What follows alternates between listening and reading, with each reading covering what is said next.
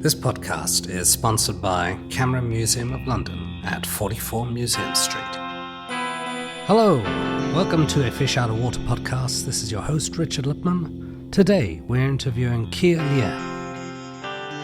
You've made a film recently called the Wolf Dividing Norway that was broadcast on The Guardian. Yeah. And is this an issue you've been interested in for a long time?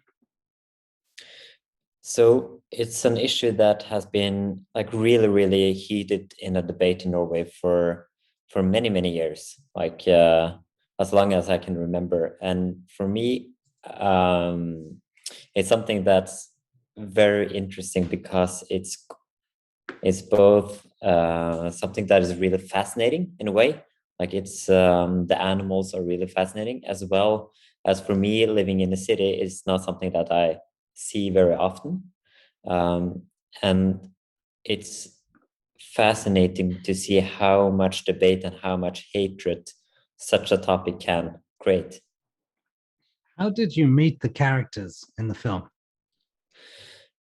So I started really in quite a traditional way, getting into the subject and thinking that, okay, this is something interesting to do, this theme. But then I started to research for a way to tell the story. And quite soon I found out that, okay, in order to convey the debate and convey the debate on both sides of the story, it was really important to show both sides. So then I started quite a traditional research period, looking for newspaper articles on the subjects, calling up different people, talking with a bunch of different people, and trying to get a sense of, okay, who can the main characters be, and how do I get in position to tell their stories. One of the main challenges was that because it's such a heated debate in Norway, people are a bit reluctant to speak, and they're not really keen on telling their story because they're afraid of getting a lot of hatred and getting bullied online and getting threats. Interesting. And how did you film it? Did you use your own camera, or was it a DSLR, or were you on your own, or did you work with a team? So many of the stories and projects that I do are I work by myself, and I like to be as low impact, if you can say, out in the field. That we're not like a big team invading someone's home and rigging up everything, but that I work with quite a compact equipment, and it's usually just me. So I filmed the whole documentary with a Panasonic S04, which is a mirrorless camera with good video qualities, but at the same time quite compact. But of course, with all of these cameras, you have to build your own setup because it's not a very professional camera per se. But it enabled me to work in a low light situation with quite a compact equipment and not taking up too much space when I'm interviewing and talking with people. Yeah, I have the same one. It's one of the few small mirrorless cameras that is accepted for Netflix broadcast as a sort of primary. Yeah, that's true. Camera. I also noticed that, and the lenses, did you use a very wide lens, or was it a 24 or 16, 50? Yeah, I think I used a 2405 millimeter, just because it had a stabilizer. Which I think was a decent lens. Usually I prefer to work on a 35 millimeter or around that. But in a situation where you're not necessarily able to move that much, it's great to have the flexibility in order to change your view, basically. I also noticed there's some fantastic footage, drone footage, up of the the the, the pines or the forests during the winter. How was that achieved? With a drone, basically. but yeah, one of the things that the reasons I wanted to do this documentary as well was because it's a nature that is quite stunning in a way. Like you have these huge white covered landscapes. During the winter, it becomes freezingly cold. Like minus 20 degrees is a normal winter day up there.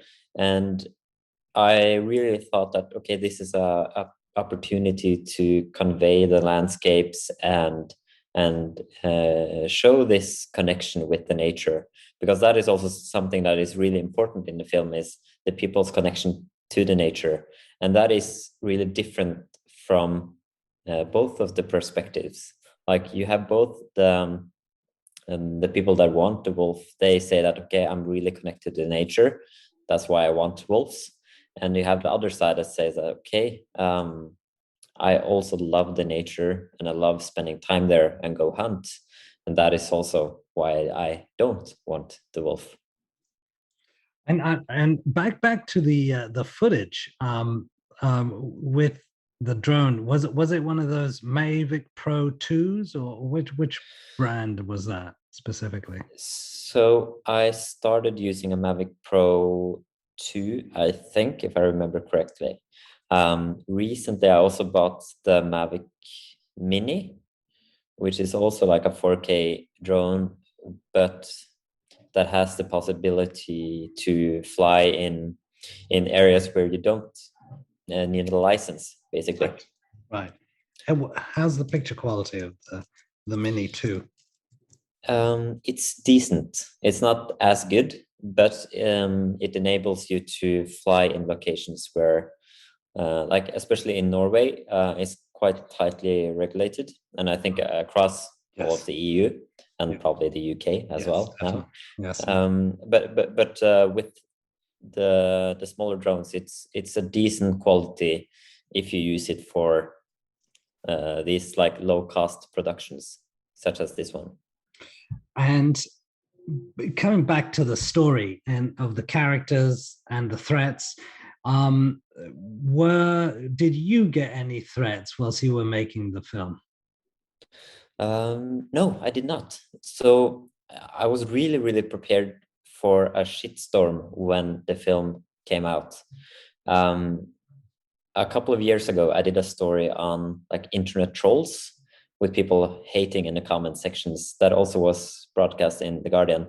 And after that, I also like thought, okay, now I'm going to get so many threats and everything. But actually, people have been really kind and people have been really emphasizing that I didn't take a big stand in the film, that I didn't take a side, that I showed both sides quite objectively and tried to listen to both sides of the story. So people were quite kind towards me, but of course, like the characters, they did receive some threats or harassment, if you can say, but they were prepared for it. How were they prepared for it? They knew that, okay, once I'm gonna stick my head out and talk about these things, shit is gonna hit the fan. Like people are going to be angry of like my view or why I think like this. But I also think like both of the main characters were surprised that most of the people on the other side, they took them seriously, and they really thought that, okay, you have brought attention to a side of the story that I'm not used to listen to, which is good. And I think like it kind of forced everybody to listen to the opinions that they maybe are not agreeing on. Yeah, it was objective. In that case, I see that it was fairly journalistic in its sort of narrative style. In that case, what was the relationship you have with The Guardian? Do you see yourself as a sort of issue-based filmmaker? In a way, I like what drives me when I choose projects is that, okay, is this something that is important for me? Is this something that is important to do a story on? If it has like a social impact or something like that. So I see myself as a journalist, and I'm coming from a really traditional journalistic background, which can be a strength, but also it can be a drawback, because everything that is said in the film or everything that is written, it has to be correct, and it has to be fact-based, and it has to be done in a fair way, in a way, which can take down some of the excitement in the film, yes, so to speak. Yes, of course. Yeah, some of the most powerful films are films with one point of view, and nuanced, obviously, could be. Yeah, definitely. But like I see myself Bowling for Columbine, for example, has a very strong anti-gun message, for example. Definitely. And like, if I was supposed to do a film similar to that, then of course it would be really important to show the other, like to try to convey both sides of the story in a way. Even though like I personally have a strong feeling about the subject, and the same thing about hunting for wolves, which can seem a bit not as the most important question in the world, you could say. But I think like inside of that, you have so many factors and layers of cities against rural areas of Norway or in the world, environmentalism, and how we're treating the earth. So even though like I have a strong feeling about what we should do about this issue, it's important to convey both sides. So you see both sides of the story. What are your future projects? Is there anything coming up? So I'm currently, I just started a new job actually so I'm based in Beirut as a Middle East correspondent. So I'm going to spend probably 1 year, maybe 2 years here, and working on like news stories, reportage, feature stories. So I'm looking at this as a good opportunity to get a lot of inspirations and ideas for future documentary projects. So it's in line with a lot of the things that I've previously done, doing both film work and traditional print stories. That's very interesting. Beirut, yeah, Lebanon has lots of different communities, lots of very quite vibrant. What's your feeling about it at the moment? So it's difficult to say. Right now, people are quite fed up and depressed, and like the economic situation is going down the drain, and Corona is not treating the country nicely either. So it is a country where things are boiling beneath the surface, where a lot of things can happen. I really hope that things will stabilize and the government will be able to sort of get a new government in place. But it's definitely interesting to be here right now and to observe it and live here and see what's happening. Absolutely. What about the language? Do you speak Arabic or? I'm working on it. It's going a bit. It's easier to try to learn a language when you're living in the Arabic-speaking country, so that's great. but I spent a lot of time trying to learn Arabic, which is, I think, also really important when you engage with new people and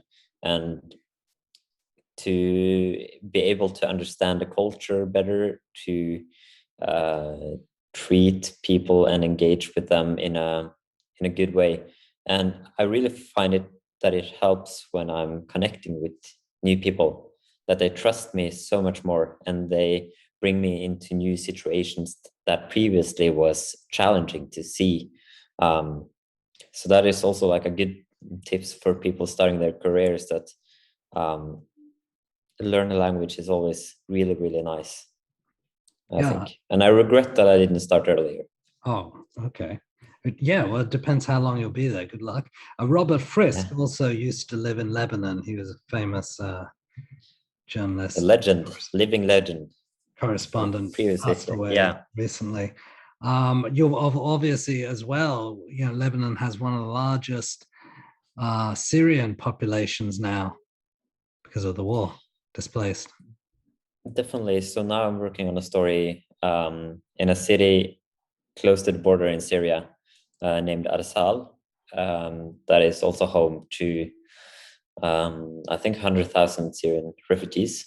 During 2015, 2016, they were actually ISIS took over the city here in Lebanon, and so hopefully I'm going there next week or something like that to do a story. Okay, interesting. Now, who are your influences? What influences you? Is it books? Is it your experience, other people's experience, or maybe a film you saw? Or I never have a really good answer to that, because I think what interests me is curiosity. So I can dive into different rabbit holes online. I can scroll on Facebook and I find something interesting, and then I start Googling it, and then I Google some more, and then I go deep into a rabbit hole. But I try to read as much as I can and try to follow things that are not necessarily too mainstream. That can be different strange pages on Facebook or Twitter around the globe. But basically try to stay connected to the world and try to have a lot of different inputs. How important is human contact in your research? It can be really important. But I think generally for me, talking with people is a way to get to check out if a story can be interesting, like if a topic can be interesting. I think like a lot of the research I do is online, and is Googling and looking at Reddit and strange places for information, and trying to find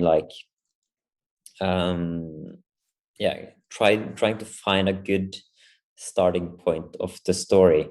What I always spend a lot of time on is trying to find a concept to the story and how I'm going to solve it, in what way, and that I create these quite strict, strict borders, or a strict way of doing the story. That can be that, okay, if it's a newspaper story, that everything is shot visually in one specific way, or for instance, the project I was talking about with internet trolls, everything was shot in like the same way. We had the same format on everything. So I met with like 25 people across the world, and all of the portraits were shot on medium format analog, and all of the videos were shot on a DSLR, but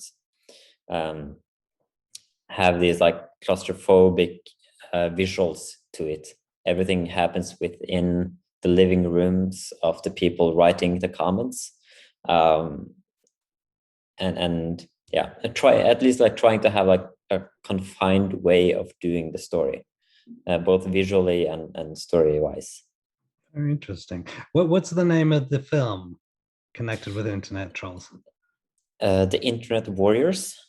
So that's both a website, but it's also 25-minute film on The Guardian, which I think that was a project I spent 3 or 4 years on.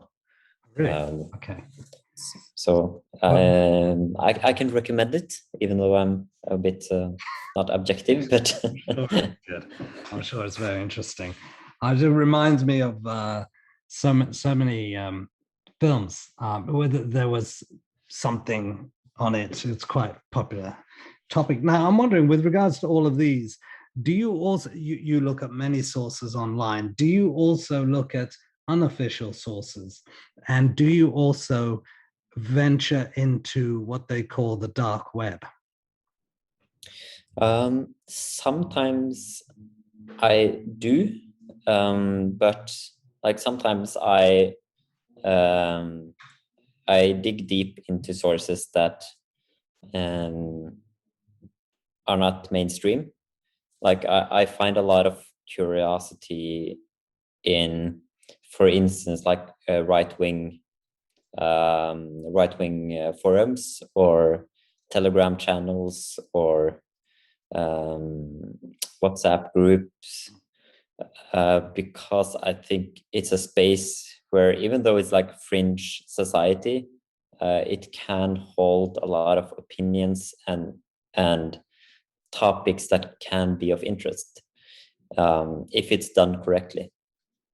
So yeah. Yeah, you were saying if it's done correctly. Yeah, if it's done correctly, and if you do it in a journalistic way, trying to do it objectively and listening to people. I think it's a good thing as a journalist or as a filmmaker is to take people seriously and be open to other people's view, or at least like that. That's how I work. I try to be try not to judge people despite of what their views might be. And with regards to some of these forums, sometimes you have to enter username and passwords. Are you yourself, or do you act as another persona in these forums or places like that? I think always I'm open about who I am. So I use my own name. I use my own persona, but usually like people don't check, you know. So for instance, now I'm also doing a story about Bitcoin exchange here in Lebanon, because like the banking systems have failed completely. So people gather on these Telegram channels and exchange dollars for Bitcoins. So there's this whole universe of economics happening on a Telegram channel. And that is also like quite fascinating. Yeah, recently Elon Musk bought lots of Bitcoin. He's kind of championing this currency. And yeah, so. Yeah, definitely. And I'm not saying that it's the best currency, but I think it's interesting to see and hear why people are not trusting the banking system anymore. And of course, like in Lebanon, where people have lost maybe 90% of their life savings, that is understandable. But yeah, I think like it's a picture of something bigger, at least here in Lebanon. Thank you, Kyrre. I'm wondering if anyone in the audience have some questions. But I think as always, what is also when I'm trying to choose stories, I try to find something that is visual. That is because I come from a photojournalistic background, so I always try to seek out things that are visual in a way. which is also something that I think often is forgotten a bit in the documentary field, that we're not always too good on choosing the stories that are visual, where things are happening, and yeah. Can you give us an example? So, for instance, recently I saw the film Painter and the Thief, which is I think also, I'm not sure if people have seen it, but it's a stunning film. Yeah. Which was actually made by a friend of mine, but it's a really good portrait and surprising portrait. And I think also visually it is really strong in many ways. Like it's done in artistic and raw way that really helps conveying the story. And of course, like it's a grateful theme to be filming, because it's so many things that are happening and twists and turns. But it's a stunning piece of a documentary, I think. Absolutely. And when you're going into a project, do you have a treatment ready? Do you have a vision? Do you know where you're going from A to B? Usually no, and I know that, like, I'm not a good filmmaker because I've never gone to school learning how to do a documentary film. But I've had to try to learn how to write treatments and synopsis and all of those things in order to get funding. But I try to have like a clear idea of why I'm doing what I'm doing and how I'm going to do it.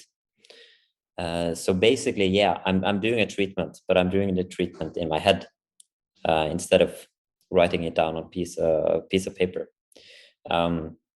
which is only possible because I'm also the producer in a way. You're also the producer. Yeah. And what about the edit? How do you work with an editor? What do you edit? So usually I edit myself, but on this film, in The Guardian, I worked with the editor, which was really great. That was the first time I've done it. But it really helps to focus the story and yeah, getting my mixed thoughts down on the timeline and trying to figure out the story in a way.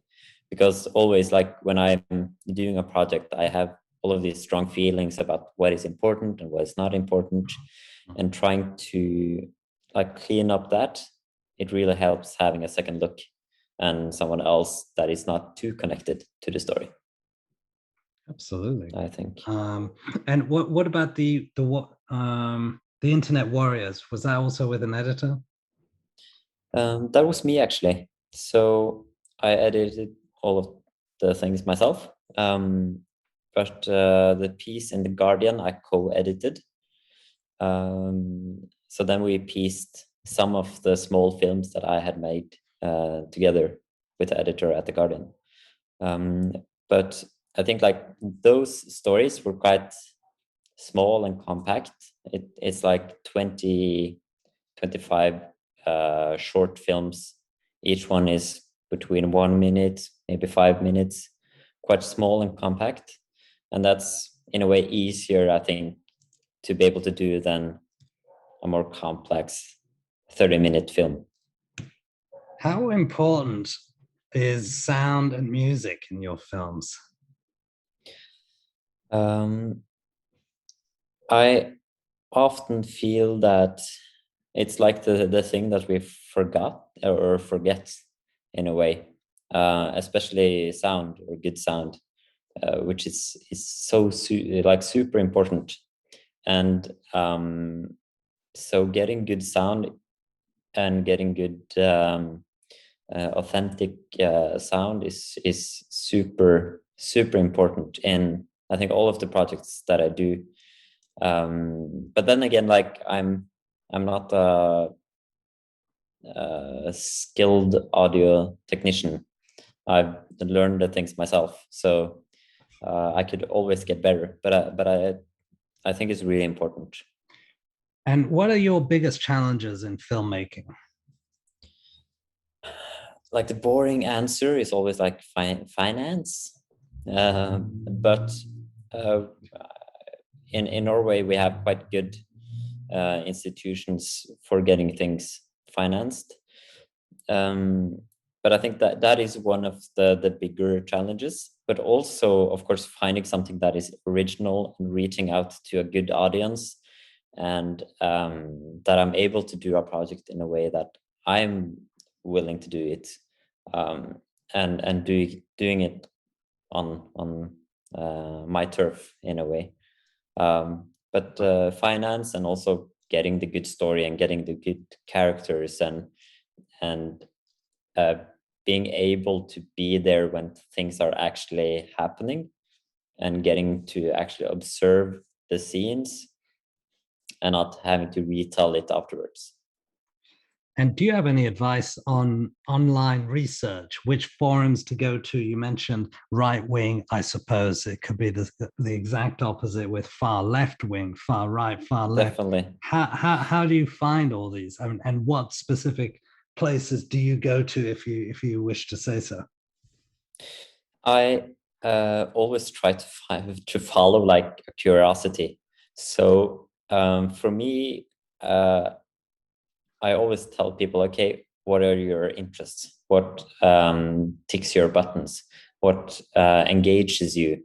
And then try to dive into that. Or like, okay, what's a topic you don't know anything about? And then try to dive into that. But there are a lot of like different groups on Facebook. It could be like a fun exercise to just Google, or just search on Facebook for a specific group. For instance, okay, you're doing a story on, say Corona, and then you search for Corona on Facebook and find different Corona groups, and not posts but groups, and those can hold a lot of quirky views or different people that are engaged, and then you probably get a gooder sense of the topic in a way than just like reading a newspaper article, for instance. So that can be a way of picking up on some of the chatter online. Right, interesting. And finally, advice for filmmakers. If you have to be passionate about what you're doing, and you have to be willing to put in a lot of work. I'm not necessarily like agreeing on, okay, you're going to be broke for a lot of years and all of those things, but like it's a lot of hard work, and it's not an easy profession, and there's a lot of competition. But we need great filmmakers and journalists out there telling stories. It's really important, but you also have to be able to push yourself and overcome a lot of the obstacles, because you're going to get let down, you're going to get grants not approved, and all those things. So I think it's just important that you look past all of the disappointment, but try to focus on the good things. And what's your philosophy of life? Where do you see the world heading to? Big question. Big question, but I'm always like, all of my friends are mocking me because my mood is always flat. Like I don't have like spikes and high downs, which is a good thing, but also can be a bad thing as well. But so I think like the world is going to get better in a way, hopefully. But I think I think things can be rough, but people always manage. Like people manage and survive like terrible situations, and going through really difficult times, but still manage to keep a sane head and have a good spirit. And you're working for a newspaper, or is it a media organization at the moment? Now it's a Norwegian newspaper, the biggest one in Norway, but not known anywhere else. But it's great. They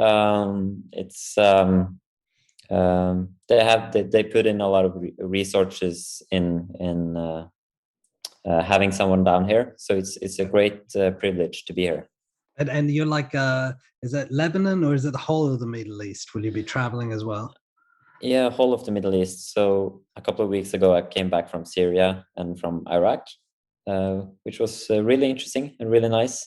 So now I'm in a paper mill, doing a lot of paperwork and getting my residency sorted. But then I'm in a couple of weeks or months, I'm able to travel again. Oh, hopefully. Okay. So it sounds like you're sort of like working in the bureau, sort of free. I mean, and then, well, I suppose, translators and other people you can work with and local people. And all that. Yeah. Interesting. And where else would you like to go to? Let's say you're there for a few years. What would be next? The next thing is, I think, maybe going back to Norway, maybe for a couple of years, and then going back here, I think. I really love the region, and I'm hoping to do more work here and learn the language better and try to focus some of my work down here, which I think is a good opportunity at least. And thank you very much, Kyrre Lien. Thank you. And let's see if anyone has any last questions. We have 3 minutes left. It's all good, and I'm sure everyone will be watching your film. I'm going to go and watch The Internet Warriors. Sorry, you were about to say. No, yeah, you should. But thank you so much for the chat. It was great talking with you. Thank you. This podcast is sponsored by Camera Museum of London at 44 Museum Street. Thank you for listening to a Fish Out of Water podcast. This is your host, Richard Lipman. Should you have any questions, comments, or suggestions, please get in touch.